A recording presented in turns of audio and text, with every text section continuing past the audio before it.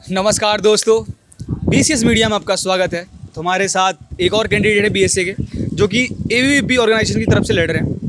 तो मैं चाहता हूं कि यही पहले अपने आप को इंट्रोड्यूस करें। नमस्कार सभी को, मैं Prakhar Srivastava first year zoology department का हूं, कंटेस्ट कर रहा for the post of centre counsellor. जी बिल्कुल। तो आप ये बताइए कि सेंटर काउंसलर का काम क्या होता है? तो सबसे पहले सेंटर काउंसलर का काम ये होता है, जितनी भी इलेक्शन कम्युनिटी होती है डूसू की तरफ से, उस पर हम लोग का एक अहम रोल होता है कि हम लोग अपनी तरफ से वोट दे सकते हैं। और जब मीटिंग ऑर्गेनाइज होती है, चाहे तो डूसू लेवल पर, हम लोग उस मीटिंग को कंडक्ट करते हैं। और कोई भी फैसिलिटीज़ या फिर किसी भी लाइक हम लोग का प्रेसिडेंट है, जॉइंट सेक्रेटरी है, सबकी एक मीटिंग कंडक्ट होती है, बच्चों के प्रॉब्लम क्लियर कर रहे हैं। Thank you. ठीक है, तो आप ये बताइए कि सीसी कॉलेज में क्या काम करेगा?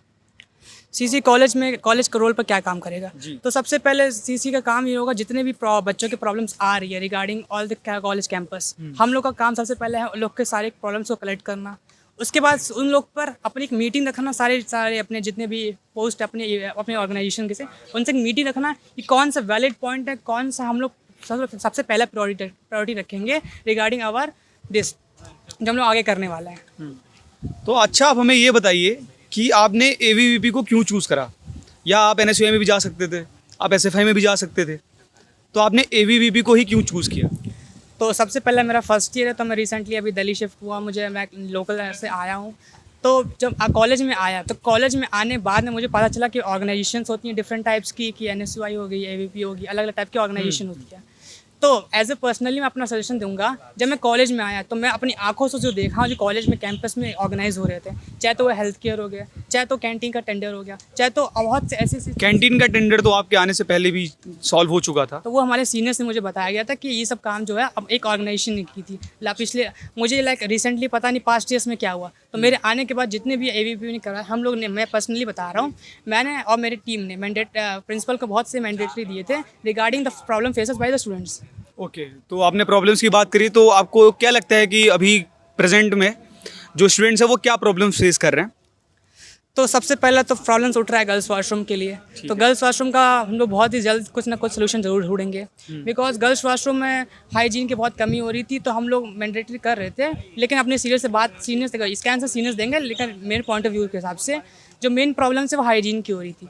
तो जितना जल्दी हो सके पहले हाइजीन को मेंटेन कर सकें। उसके बाद बहुत से प्रॉब्लम्स रिगार्डिंग लाइब्रेरी आई थी कि लाइब्रेरी में एसी नहीं है, लाइब्रेरी में पढ़ने के लिए लाइक ग्राउंड फ्लोर है, लाइक एक आइसोलेटेड एरिया। तो आइसोलेटेड एरिया है, तो वहाँ उस एरिया में एसी का रहना ज़रूरी है। और वहाँ पर ना वाईफाई है, ना बुक्स हैं, बुक्स अच्छे खासे आ गए हैं, लेकिन जो वाईफाई नहीं है पढ़ने के लिए, नेटवर्क काम नहीं करता। तो हमारा सबसे पहला मुद्दा यही होगा कि हाँ, लाइब्रेरी को ठीक किया जाए। कॉलेज का वाईफाई है, आपको शायद नहीं पता होगा, मैं बता दूं, कॉलेज का वाईफाई है अपना। हाँ, इंटरनेट नहीं चलता, ये मैं मान सकता हूँ। और आपने लाइब्रेरी में आइसोलेशन पॉइंट की बात करी, तो लाइब्रेरी के ऊपर एक पॉइंट है जहाँ पे आप जाके किताब लेके पढ़ सकते थे। हाँ, बट आपने वो पॉइंट सही बोला कि एसी नहीं है, ऑफ कोर्स।